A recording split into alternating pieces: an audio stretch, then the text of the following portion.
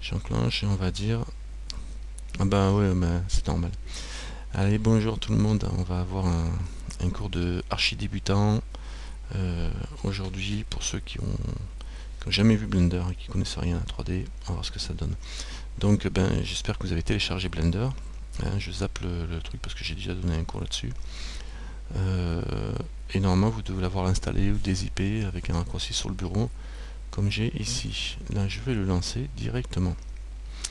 Alors, hop hop hop, Nvidia haute performance parce que je suis sur un petit portable. Donc est-ce que déjà est-ce que vous avez tout ce Blender lancé, installé, prêt à fonctionner? Oui, une méta. Marion, c'est bon. Ouais, c'est bon. Donc de toute façon, surtout vous me répondez, vous me dites, vous pouvez passer en voix. Hein. Ouais, 203, ça marchera pareil, ça sera bon. Donc il suffit de le lancer. Donc essayez de travailler avec deux fenêtres. Vous voyez, vous réduisez un peu vous mettez pas en plein écran et puis vous décalez pour si vous voulez écrire ou surtout par rapport à votre Blender et par rapport à Johnny, et vous mettez moitié écran d'un côté, moitié écran de l'autre. Enfin, vous essayez. Oui, il faut lancer Blender, pas Blender Player. Blender Player, c'est la partie game de Blender. Parce que Blender, ça permet aussi de faire du jeu vidéo, de faire de plein de choses. De la vidéo, du montage, du jeu. Et normalement, quand vous le lancez, vous arrivez sur cette interface-là, enfin sur cette vue-là. Je vais réduire le truc du Johnny. Sur cette vue-là, et on a en face ici ce qu'on appelle le splash screen. C'est un petit écran de présentation. On n'en tient pas compte pour l'instant. Vous cliquez à côté. Ça va le faire disparaître. Si on veut le faire apparaître, il suffit d'aller dans Aide et vous l'avez là, splash screen. J'ai pas inventé le mot, c'est écrit. Quand on clique dessus, ça revient. Donc vous cliquez à côté, ça s'efface. Ça y est, tout le monde est bon. Alors, quand vous êtes dans cette interface, enfin sur cette fenêtre, on voit plusieurs choses. On voit au centre la grande fenêtre avec, c'est l'interface, c'est le viewport 3D, on appelle ça. C'est la fenêtre de travail 3D dans laquelle on va évoluer le plus souvent. À côté, vous avez une barre d'outils, ici, avec un petit ascenseur, une barre d'outils, l'objet Tool, dont on va se servir plus tard, assez souvent aussi, d'ailleurs c'est pour ça qu'elle est ouverte par défaut. En bas, vous avez une barre de temps, de défilement de temps, ici, c'est une fenêtre de timeline qu'on va faire disparaître parce qu'on ne servira que pour les animations. Donc c'est bien dans beaucoup de temps, pas au début. Et sur le côté, vous avez deux autres fenêtres, une fenêtre ici et une fenêtre ici qui est un peu réduite. Donc je vais l'agrandir un peu. Là, c'est la fenêtre de la scène qui présente la scène qu'on a ici, avec dedans les objets. Et en dessous, une fenêtre de propriété avec plein d'outils et d'informations sur les objets qui sont sélectionnés. Donc tout ça, on va revenir dessus quand je vous aurai expliqué un peu ce qu'il y a dans la fenêtre 3D. Donc la fenêtre 3D, c'est cette interface-là, enfin, c'est cette fenêtre sur laquelle vous allez retrouver une chose. Déjà, c'est la grille de fond qui représente le plan, le sol en fin de compte. C'est le point 0 du plan ZX. Vous avez des axes X et Z, et enfin c'est le plan, quoi, c'est le sol en fin de compte. Faut pas se casser, prendre plus la tête pour le définir. Le sol qui est défini en X et en Z, et la verticale c'est en X et en Y, et la verticale c'est le Z. D'accord? Alors ma voice saute. Non, pour moi elle saute pas. Alors, si vous me dites s'il y a un problème, non, bah, c'est toi Meta qui saute. Donc voilà. Donc le plan horizontal, hein, sur lequel est alignée la grille, c'est le plan X en rouge, Z en vert, et vous avez, pas Z, Y en vert, je vais y arriver, et vous avez Z pour la verticale. C'est ce qu'on retrouve dans SL, dans la plupart des repères orthogonaux habituels. Repère orthogonal, c'est du mat. Et vous avez aussi ici, c'est la géométrie à dire, vous avez ici en bas un rappel de la vue dans laquelle vous êtes. Vous voyez, en bas, vous avez du Y, le X qui présentait comme ça, et le Z en vertical. Et vous voyez aussi en haut à gauche, ici il y a écrit User Persp comme User Perspective. C'est-à-dire qu'on est en mode libre utilisateur et en vue perspective, qui est une vue 3D qui nous permet de voir les objets en perspective, quoi, avec les effets de profondeur dessinés en perspective. Dans cette scène-là, vous avez donc cette grille dont je vous ai parlé, avec un maillage sur la grille, qui nous permettra plus tard de nous aligner sur cette grille quand on veut faire des déplacements, etc. Elle nous sert de grille, donc de grille de repère, et on peut s'en servir pour s'aligner. Dans cette vue-là, vous avez aussi trois objets, on va dire. Le premier objet, c'est l'objet cube, qui est par défaut ici. C'est un cube tout simple. Vous avez ici, que je mets en jaune, vous avez un objet lampe. C'est un objet éclairage. C'est une lampe qui va nous servir à faire des éclairages. Et on retrouvera l'utilité de la lampe plus tard. Pour l'instant, on ne va pas s'en servir encore. Et ici, ce truc triangulaire avec une flèche vers le haut, c'est une caméra. C'est un objet caméra dans laquelle on va, grâce à laquelle on va, attends, j'ai un IM, ah, il n'arrive pas à nous trouver. Bon, je lui envoie un IM, j'envoie un TP à Luc qui arrive un petit peu en retard. Donc là, vous avez un objet caméra. Alors, Luc, t'es un petit peu en retard, mais bon. Prends le John Me en bas sur la box là, voilà, tu as le John Me. Alors ça c'est la caméra, et la caméra va vous donner, elle sert en fin de compte pour faire tout ce qui est rendu, etc. Et d'ailleurs on peut se mettre en vue de caméra en appuyant sur la touche 0 du pavé numérique, ici, voilà, et là on passe directement en vue caméra, histoire de vous montrer un peu l'effet vue caméra. Alors je viens de changer de clavier dans la foulée, parce que je n'étais pas sur le bon clavier. Donc tout ça je vais vous l'expliquer après comment on fait pour bouger comme ça. Donc je reviens en vue perspective normale. Alors ce qu'on va faire, c'est que je vais oui, on va faire déjà une chose, c'est que je vais vous montrer comment on fait pour changer de vue rapidement, et comment se déplacer autour de comment se déplacer autour de la scène comme je le fais là actuellement.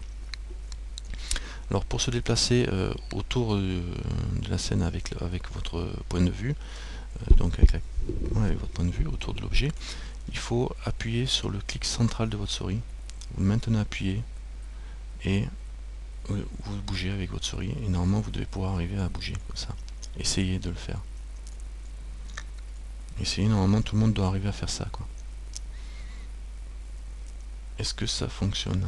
S'il y a quelqu'un qui n'arrive pas à le faire, un clic central de la souris, vous appuyez dessus et vous bougez. D'accord?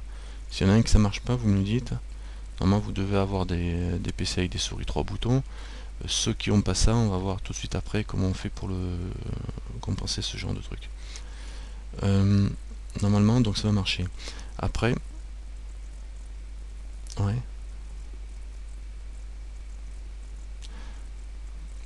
Ouais.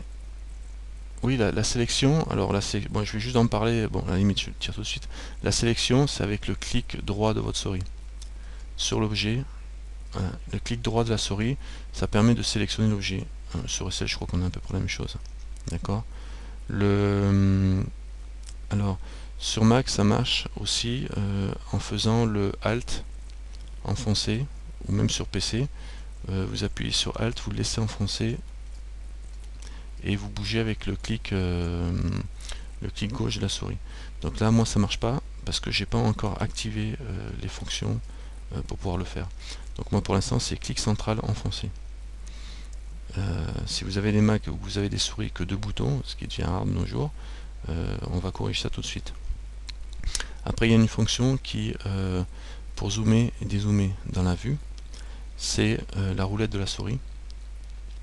Avec la roulette de la souris, vous zoomez, vous dézoomez, ou vous faites plus et moins avec le clavier, le pavé numérique.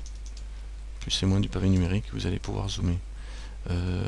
si vous voulez tourner, alors donc il y a la rotation comme ça autour, vous avez le zoom et le dézoom avec la roulette de la souris, et si vous voulez déplacer la scène, vous décalez en haut, en bas, comme ça pour recentrer un peu votre point de vue, vous maintenez le shift enfoncé de votre clavier.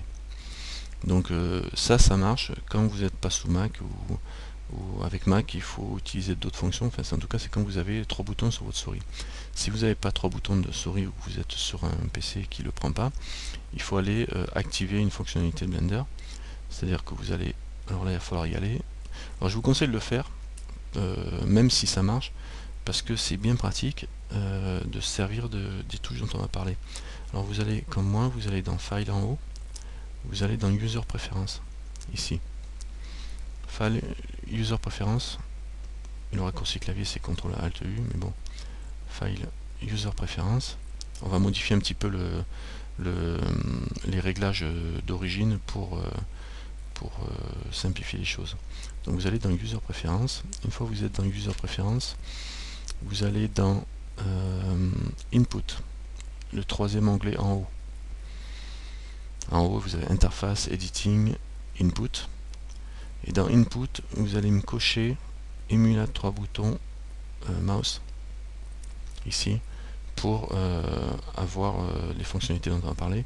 Vous cochez aussi dans la foulée Continuous Grab, je vous expliquerai tout à l'heure, mais ça permet de débloquer la souris par rapport au bord de la fenêtre. Le numpad, c'est si vous avez Emulate numpad, c'est seulement si vous avez pas de pavé numérique au niveau de votre clavier. Si vous êtes sur un portable par exemple, vous pouvez cocher Emulate numpad.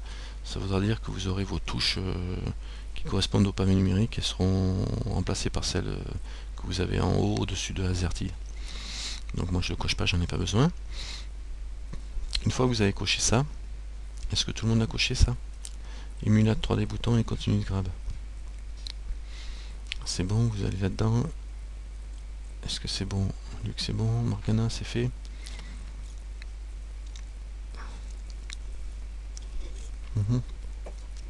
Oui, et tout le monde est bon. Donc si vous avez tous mis ça, on va aller à un autre endroit. On va aller sur, je vais vous montrer sur, non, je vais aller déjà sur interface. Ouais, sur interface, le premier. Bouton en haut là. Et vous mettez Zoom to Mouse Position. Ça c'est bien, ça va vous permettre de zoomer là où est votre souris. Enfin centré sur votre souris. C'est quand même bien pratique parce que ça vous permet de... Vous mettez votre souris bien sur un objet, vous allez zoomer dessus, vous mettez en zoomant, dézoomant, donc c'est bien pratique pour bouger. Le reste, pour l'instant, je touche pas. On pourrait voir avec l'auto-perspective, mais pour l'instant, je touche pas. Dans Editing, j'ai pas grand chose à toucher ici, non. Input, on a vu. Add-on, on en parlera dans une autre session. Les thèmes. Alors les thèmes, là vous avez tous les... vous pouvez régler les couleurs de tout, vous pouvez vraiment mettre la panique là-dedans, donc touchez pas pour l'instant. File, on touche pas, je vous en parlerai une autre fois. Et système. Alors dans système, il y a une chose qui peut être intéressante, c'est ici, en bas à droite, vous avez International Font. Vous le cochez, et dans International Font, quand vous le cochez, vous avez... vous pouvez choisir le langage par défaut. Là vous mettez en français au niveau du langage. Donc je suis allé un peu vite, hein, French. Tac. Donc je suis en français. Et moi je vais mettre que les tooltips. Les tooltips c'est justement ces barres ces petits menus qui s'ouvrent pour décrire en fin de compte les fonctionnalités sur lesquelles on est. Vous pouvez mettre aussi l'interface, mais là vous allez basculer tout l'interface en français. Alors la plupart du tuto c'est en anglais, je vais le laisser en anglais aussi, mais je vous conseille, surtout quand vous êtes débutant, de vous amuser à basculer ça en français, histoire de lire, si vous avez besoin de traduire les mots que vous ne comprenez pas trop ce que c'est, ben, vous basculez en français, ça va être plus simple parfois de comprendre mieux l'architecture du système. Donc vous pouvez le passer en français quand... tiens, je vais le passer en français pour l'instant. Voilà, je vais le mettre en français pour le démarrage, comme ça au moins ça sera fait. Mais après il faudra prendre l'habitude à revenir en anglais parce que tous les tutos sont en anglais. Voilà, donc là je pense qu'il n'y a que ça à toucher pour le moment. CUDA, OpenCL, on verra ça plus tard, mais c'est important, mais on verra ça plus tard.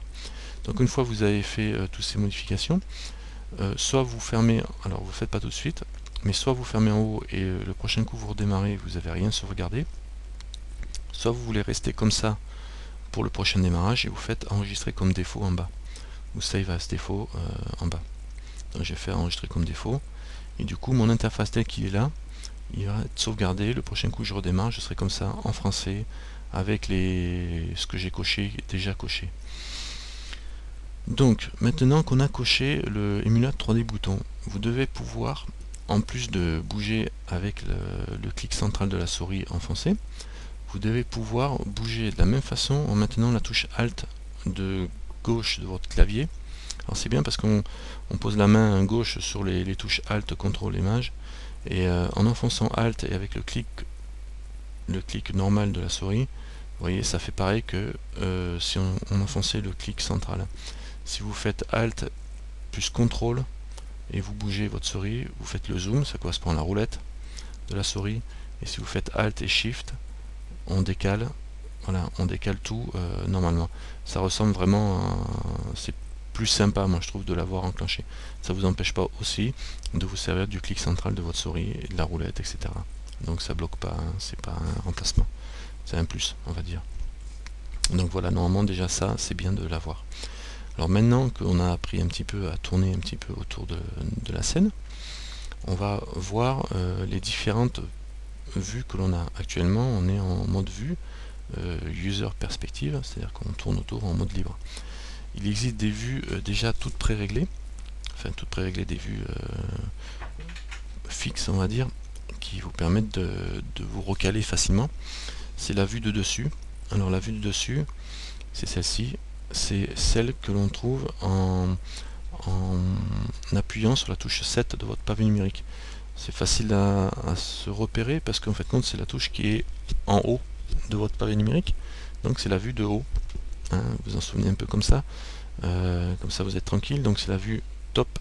Là on voit qu'on est en top perspective. Et c'est avec la touche 7.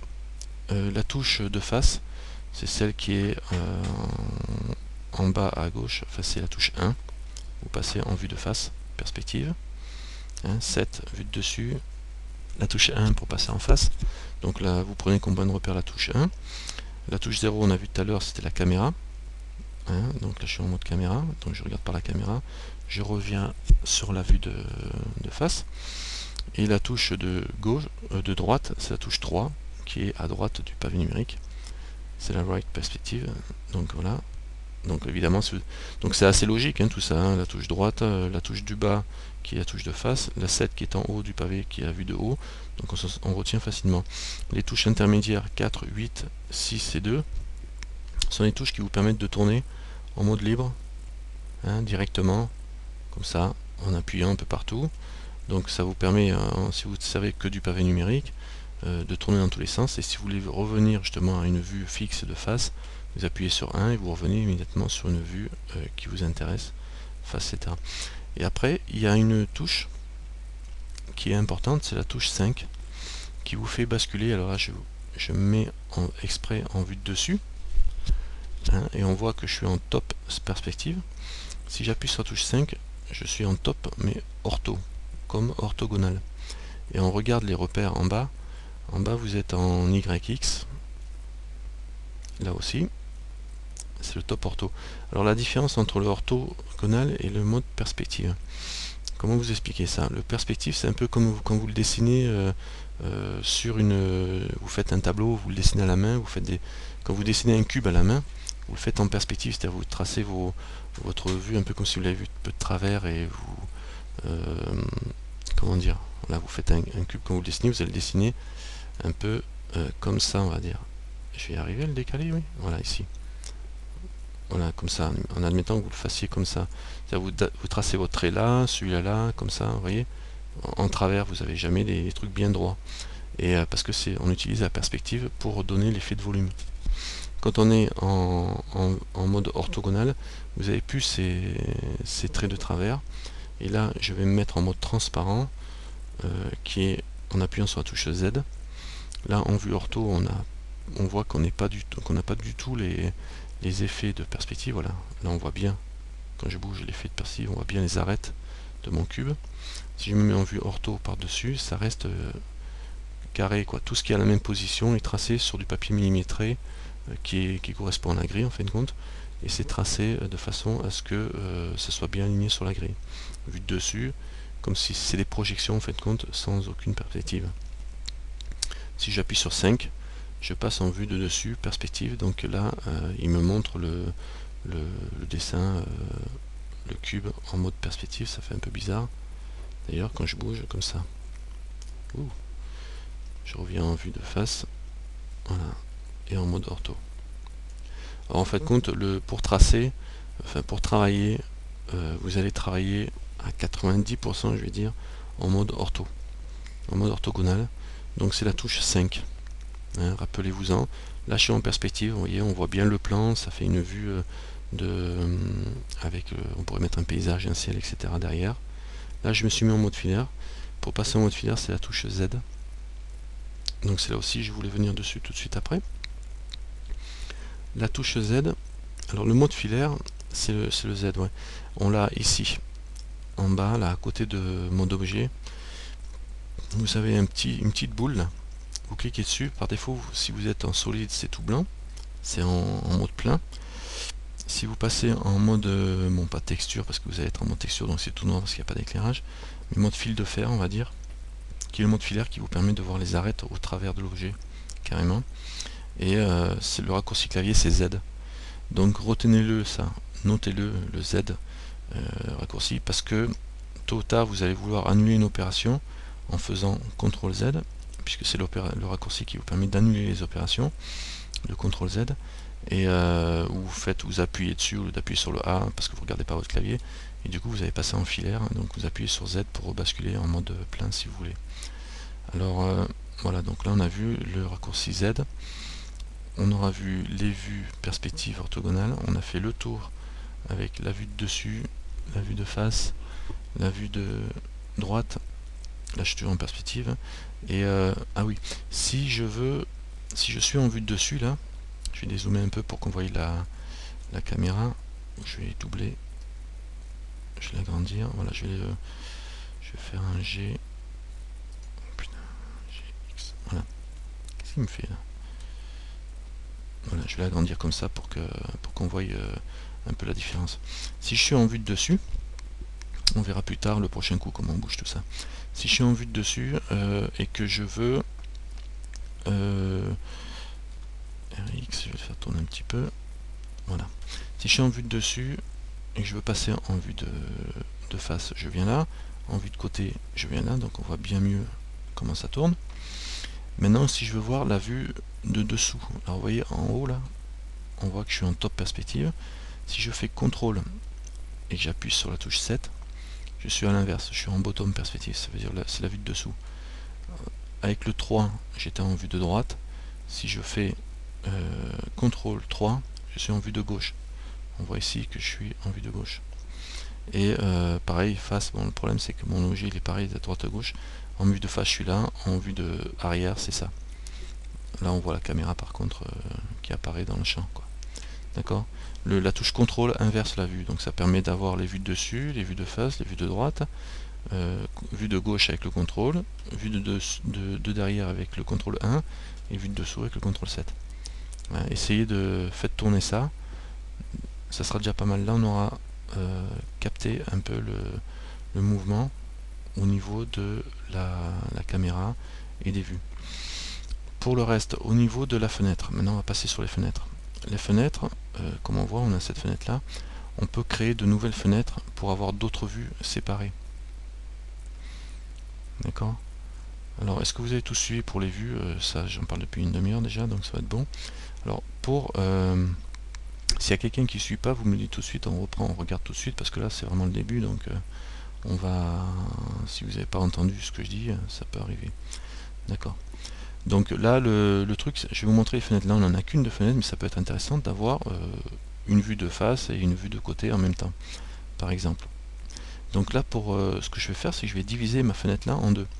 Donc je vais me mettre en haut, ici, vous voyez, quand je mets ma souris, elle se transforme en une double flèche, ma souris.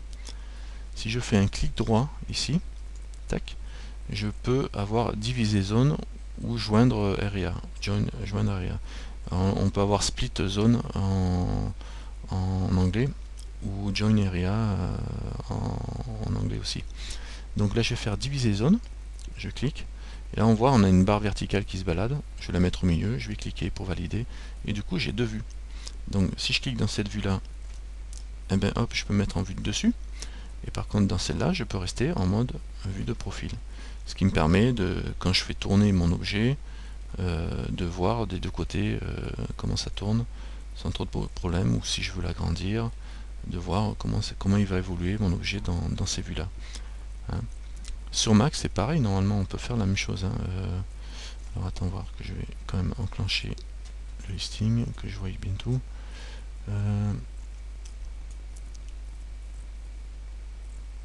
Sur Mac normalement tu as la même chose. Hein. Ça marche aussi hein, sur Mac. Sur Mac tu te mets là-haut, tu dois avoir la double flèche, clic droit, ou alors c'est peut-être pas une clic droit pour Mac, je pense que ça va être pareil normalement. Ah, sans souris c'est plus embêtant sans souris. J'en sais rien à vrai dire, parce que travailler sans souris sur Blender c'est un truc de malade quoi. Alors déjà c'est un truc de malade de travailler sur Blender parce que il faut vouloir quoi, mais sans souris, achetez-vous une souris quoi, laisse tomber quoi. Sans souris, même ceux qui n'ont pas de pavé numérique, je vous conseille de vous prendre un petit pavé numérique à côté quoi. Tu peux bosser avec le touchpad mais c'est un peu chaud quoi. Alors pour tourner, hein, on peut tourner, mais pour créer des nouvelles fenêtres il faut la souris, hein, sinon c'est la misère quoi. Disons que la souris permet d'accélérer. Après quand on veut passer en mode précis, on tape les valeurs directement bien sûr, mais il faut la souris, sinon c'est comme faire un dessin juste avec les flèches du clavier quoi. C'est un truc c'est vous priver, c'est comme travailler sur un tout petit écran de 10 pouces quoi. C'est vous priver vraiment de l'intérêt de la chose. Il vous faut la souris, c'est nécessaire pour les programmes 3D. Souris, trackball, tout ce que vous voulez, mais il le faut quoi. Voilà, le trackball ça ira bien aussi. Donc voilà, je disais donc pour avoir plusieurs fenêtres, donc là je l'ai coupé en haut, vertical. Si je veux même la couper à l'horizontale, je me mets entre les deux, ici, hop, j'ai une double flèche, clic droit, diviser la zone, je valide, et j'ai deux fenêtres ici. D'accord. Donc maintenant ce que je veux faire c'est l'inverse, c'est par contre aussi on a un autre petit raccourci, c'est en haut à droite de votre fenêtre, vous avez des petits traits comme ça, la souris devient une croix quand vous y êtes. Hein, vous attrapez cette zone là en cliquant et vous déplacez, ça vous crée une fenêtre aussi. C'est un raccourci direct. Maintenant si vous voulez justement les joindre, bon ben, comme on a vu tout à l'heure, il y a d'autres moyens, mais comme on a vu tout à l'heure, le plus simple pour moi c'est de venir entre les deux. Et là où on avait divisé zone, on a joindre area. Quand on clique sur joindre area, vous voyez une flèche qui dit que là ça va être la droite qui va écraser la gauche. Je mets dans l'autre sens, c'est la gauche qui écrase la droite, boum, je valide. Pareil, je vais faire le haut vers le bas, pareil. Donc je vais mettre entre les deux ici, je fais joindre area, j'ai une flèche du haut vers le bas ou du bas vers le haut, je vais faire haut vers le bas, j'écrase. Et donc on ne peut pas aller d'une fenêtre où il y a deux fenêtres vers, par exemple là c'est une vers une, c'est bon. Si j'avais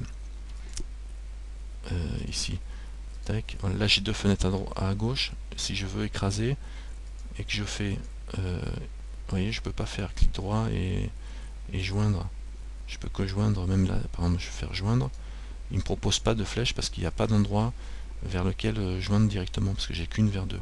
Donc il faut d'abord joindre les deux là pour pouvoir joindre les deux là. Donc je vais faire joindre IA, le bas vers le haut, et puis ici pareil, là maintenant je vais pouvoir le joindre IA, celui-là vers celui-là.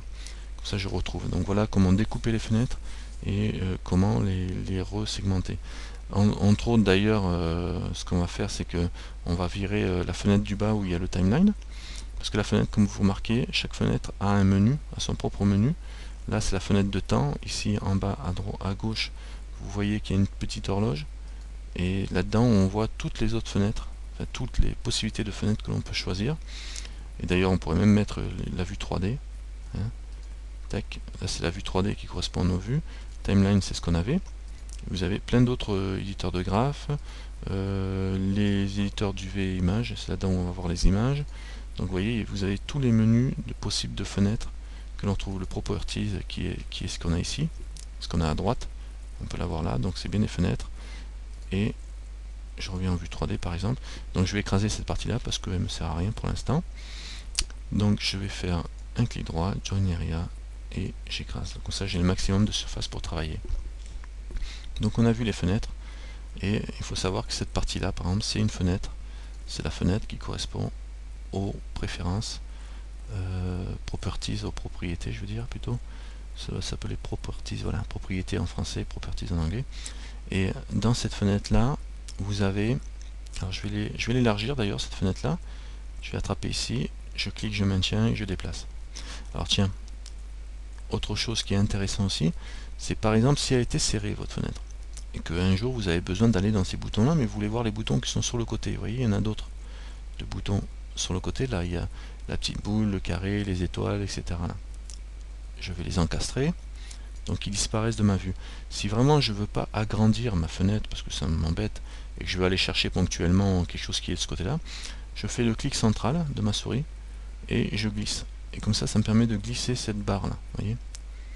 Donc vous pouvez aller chercher des éléments ici en cliquant dessus, avec le clic central, et en glissant. Ou alors avec le Alt et le clic normal, et vous glissez si vous avez activé le menu 3 des boutons.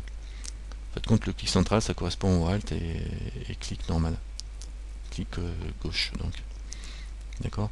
Donc là je mets, bon moi je vous conseille de la limite au début de l'agrandir un petit peu pour avoir accès au moins à toute cette barre ici, parce que là tout ça on va s'en servir constamment, ce côté là. De toute façon ce qu'il y a par défaut au démarrage de Blender, c'est vraiment qu'on en a besoin quoi. Vous avez les rendus, vous avez des informations sur les objets, et vous avez tout ce qui est matériaux, textures, etc. On verra ça plus tard. De toute façon, pour l'instant on est sur les fenêtres. Donc vous voyez qu'on peut réduire, améliorer ça.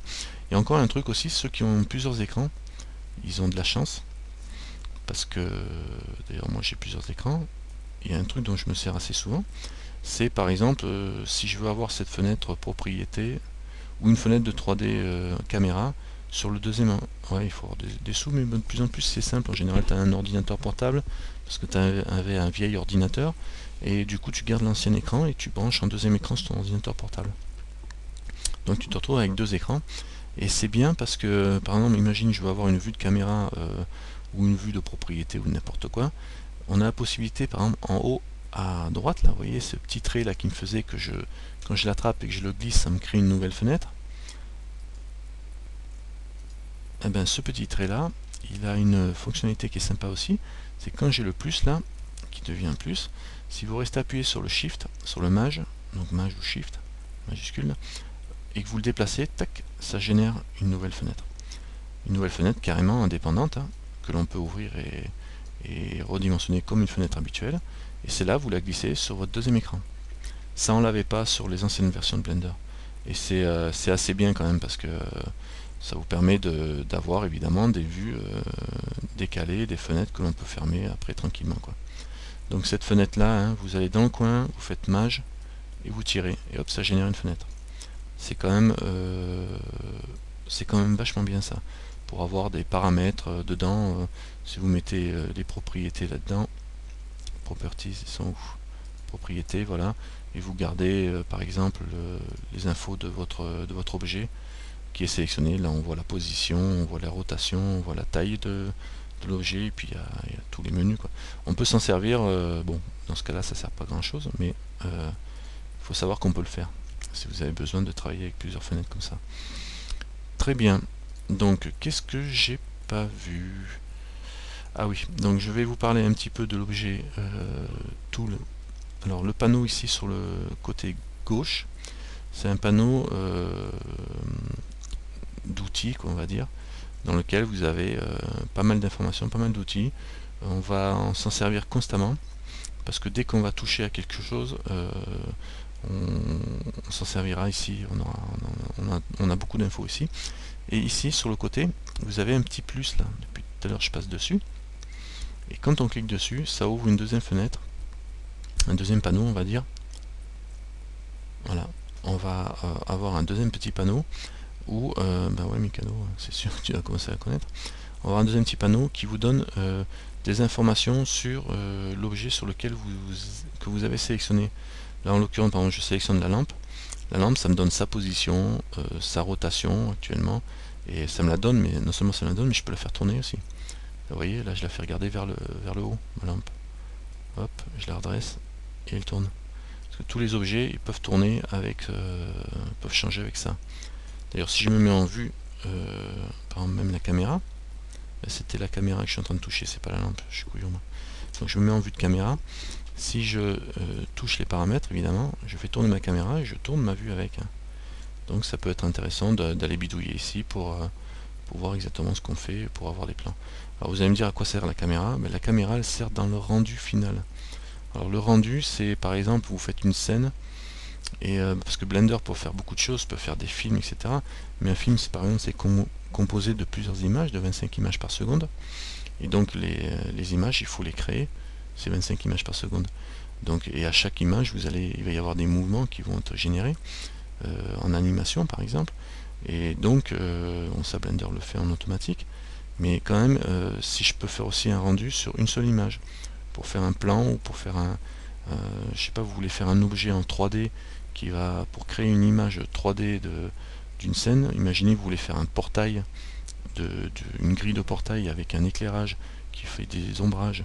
Ben dans Blender, vous allez créer votre grille en 3D, vous allez la mettre sombre, vous allez caler une lumière à droite, et vous allez avoir tous les ombrages qui vont se générer correctement. Si vous voulez le faire à la main, vous pouvez le faire aussi à la main en prenant votre petit pinceau, ou en prenant Paint pour le faire, mais vous allez quand même plus galérer pour le faire, quoi. Donc l'intérêt, vous pouvez très bien faire des objets images. Donc pour faire ça, on passe par le rendu, et quand on fait un rendu, par exemple, on appuie sur la touche F12 de votre pavé, de votre clavier F12, et ça vous donne le rendu 3D de la scène telle qu'elle est actuellement. Donc j'ai une petite lampe qui fait un éclairage sur un côté, j'ai pas de fond, j'ai rien du tout, donc ça ressemble à rien, mais bon là. Pour sortir de là, on appuie sur échappe, touche échappe, qui vous permet de sortir de ce genre de situation. Alors notez-le, la touche échappe, pensez-y, parce que il y a des fois en tripotant le clavier, vous appuyez sur P par exemple, qui vous fait passer en mode gaming. On ne peut pas modifier la vue de F12 pour l'instant. En mode gaming, qui est mode jeu, et après vous ne pouvez plus rien toucher en mode jeu, en mode gaming. Donc pour sortir de là, il faut appuyer sur échappe. Et vous sortez, vous revenez en mode normal. Ama, tu me demandes comment on fait pour changer la vue F12.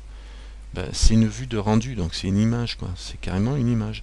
Donc, on voit bien en bas ici qu'on est sur l'éditeur d'UV Image, qui est l'éditeur d'image, et en fait compte, votre image, vous l'enregistrez, quoi. Vous enregistrez votre image, ça vous enregistre votre rendu. Après, ça c'est des paramétrages que l'on peut régler au niveau du rendu, du choix de la taille de l'image et de tous les paramètres que l'on veut. Donc je fais échappe pour sortir de là, quand ça nous permet de voir en temps réel ce que ça va donner. Pour l'instant, on est encore dans le réglage des fenêtres. Donc on a vu ce menu là, et ce qu'il faut savoir, c'est que le menu sur la droite ici, vous pouvez le faire disparaître en appuyant sur la touche N, et le faire apparaître là. Le raccourci clavier c'est N, voilà. Et sur celui de l'autre côté, qui est à gauche, avec la touche T, vous le faites apparaître et disparaître. Alors c'est le menu Tool, objet, Tool, donc vous faites apparaître, disparaître avec le T, et l'autre côté c'est le N. Voilà, comme ça vous les avez, c'est les raccourcis clavier parce qu'ils servent vraiment beaucoup. En bas ici, vous avez une barre de menu avec plein de paramètres. Alors, si je me remets en vue de face, vous pourrez regarder vous de votre côté en attendant le prochain cours, parce que je sens que je vais pas tarder à arrêter. Et enfin dans un quart d'heure j'arrête. Donc vous avez des menus de vue, etc. avec plein de paramètres, et on retrouve les raccourcis du pavé numérique que je vous ai expliqué, la vue de gauche, de droite, avec le numpad et le contrôle numpad au niveau des trucs, le T et le N qui ouvrent les deux panneaux dont je viens de vous parler juste à l'instant, la vue perspective orthogonale. Donc en fait, comme tous les raccourcis vous les avez là, vous allez dans vue en bas et vous avez tous les raccourcis qui correspondent aux options de vue. dont on vient de parler. Les alignements de vue, je vous en ai pas parlé non plus, on se sert pas spécialement pour l'instant. Les zooms, le zoom par boîte, je vous en parle pas pour l'instant non plus parce que c'est le Shift B, ça vous permet carrément de zoomer sur une zone. Si vous faites Shift B, vous voyez, vous avez un curseur, vous sélectionnez une zone et hop là vous êtes zoomé sur la zone. D'accord. Bon, après pour l'instant vous n'en aurez pas besoin, on y viendra après. Ce que vous pouvez faire, si vous voulez avancer un peu plus, vous pouvez regarder quels sont les raccourcis qui sont là, ça c'est les découpes, etc. Sans oublier que évidemment tout ce qui est un peu spécial, si vous mettez un peu la panique dans votre système, pas de problème, vous allez en haut dans fichier, vous faites nouveau et vous faites recharger l'image de démarrage, c'est CTRL N, vous voyez il s'est affiché ici le raccourci, hop, et on redémarre comme on était au début. Donc après on re-efface la partie là. Donc au début vous allez pendant un bon bout de temps changer ça. Donc voilà. Et donc vous revenez ici, vous changez le système comme vous voulez. Et qu'est-ce que je pourrais vous dire de plus? Une chose, bon pour l'instant on n'a pas appris à modifier les objets, mais il faudra prendre l'habitude de faire un enregistrement, enregistrer sous, et de créer tout de suite votre premier enregistrement dès que vous allez commencer à travailler. Bon, pour l'instant on n'y est pas encore, on verra ça le prochain coup. La dernière petite fenêtre qui est intéressante à voir, c'est celle-ci, la fenêtre de scène, qui regroupe les informations et un organigramme, on va dire, sous forme de dossier, on va dire, de tout ce que vous avez dans la scène. Donc la scène, c'est la scène générale. Le world, c'est le monde, c'est avec les paramètres de monde. Vous avez la caméra, si je clique dessus, ça la sélectionne, vous voyez qu'elle est sélectionnée. Et on peut avoir des options sur la caméra, etc. Mais ce qu'il y a de bien, c'est quand elle est sélectionnée, on a automatiquement, par exemple, si je prends ici, on a les infos avec le nom de la caméra, la position, etc. On peut la cacher avec le petit œil ou la faire rendre visible, votre caméra. D'accord. Et là, le petit appareil photo, ça fait qu'elle ne sera pas active dans le rendu. C'est tout. On peut modifier les choses aussi à partir de cet endroit-là, par exemple. Ici, on a le cube que je sélectionne directement en faisant un clic gauche dessus. Ça me le sélectionne comme si j'avais fait un clic droit dessus ici. On peut avoir des infos, modifier les paramètres, le supprimer si je fais un clic droit dessus. Et je peux le supprimer, faire plein de choses avec, le renommer. Mon cube, si je veux l'appeler autrement, ça aussi c'est une bonne chose, mais on verra ça après, à la limite. C'est une bonne habitude, c'est de donner des noms à vos objets. Je l'appelle objet 1 par exemple. Super comme nom hein, pour un objet, j'aurais pu l'appeler autrement, mais enfin, en même temps c'est un cube. Donc voilà, et là vous avez la lampe. Si je sélectionne la lampe, je sais qu'elle est sélectionnée, d'ailleurs effectivement elle est sélectionnée. Donc je pourrais choisir le type de lampe, etc. Ce qui se passe ici, on peut choisir un soleil, un spot, un émis qui est un autre type de lampe, une zone d'éclairage, et évidemment chaque type va donner un rendu différent en fonction de ce que j'utilise. Donc c'est juste histoire de vous montrer ça rapidos, mais on reviendra là-dessus dans d'autres cours. De quoi je pourrais vous parler? Eh bien, on va finir par pratiquement le début. Je vais me mettre en vue. Alors je vais reprendre en lampe une lampe normale. Je suis dessus, je vais prendre une lampe point, un point, simple point qui éclaire dans tous les sens. Et donc je reprends mon objet. Et il y a une chose aussi qui est importante, c'est en dehors de ce manipulateur que vous voyez ici, qui va vous servir plus tard à déplacer les choses, mais on en parlera le prochain cours. C'est ce clic. Quand je fais un clic ici, vous voyez, il y a un petit curseur ici, une sorte de croix comme un viseur, ça s'appelle le curseur 3D. C'est important, il faut le savoir que c'est lui. On appelle ça le curseur 3D. Il se positionne un peu partout. Il y a un raccourci qui permet de nous le ramener carrément au centre de la vue. Voilà, le centre de la vue, c'est au croisement du X, Y, Z, le point 0. Pour y aller, moi, à la main, je clique dessus, mais là, je suis obligé de descendre, de zoomer, d'essayer de me démerder comme ça, c'est pas facile. Donc là, pour le ramener au centre de la vue, on fait Shift S. Et là, on peut, alors raccourci Shift S, et là, on peut faire curseur vers centre. Et ça me le ramène au centre directement. on peut faire aussi autrement si vous ne vous rappelez pas du curseur. C'est aller dans ce menu là de côté, dans lequel vous avez toutes les positions. Donc on a la position de l'objet qui est complètement décalée, mais on a aussi plus bas la position du curseur. Ici, voilà, curseur 3D. Voilà, il est à 1,80. Je vais mettre 0, je clique dessus, je mets 0. Je clique dessus, je mets 0, je clique dessus, je mets 0. Et ça me le repositionne, d'accord? Alors quand tu fais Shift S et Cursor to Center, ton mesh il disparaît. Ah bon? Moi il disparaît pas chez moi. Donc voilà. Je vois pas pourquoi il disparaît, à moins que tu sois en zoom de trop près. Moi si je fais Shift S, Cursor to Center, ça me le met au centre, même si mon curseur est là. Cursor to Center, mon mesh ne disparaît pas. Alors le mesh c'est ça, hein, c'est les objets. À toi, une fois sur deux il disparaît, ben, il faudra qu'on regarde ça de plus près pour voir. Alors le mesh, évidemment, on appelle ça mesh, mais mesh, ça veut dire maillage. Maillage, pourquoi? Parce que mon objet, il est fait d'un maillage. Comme on voit ici, c'est une grille. On a toutes sortes de mèches, de maillages. On peut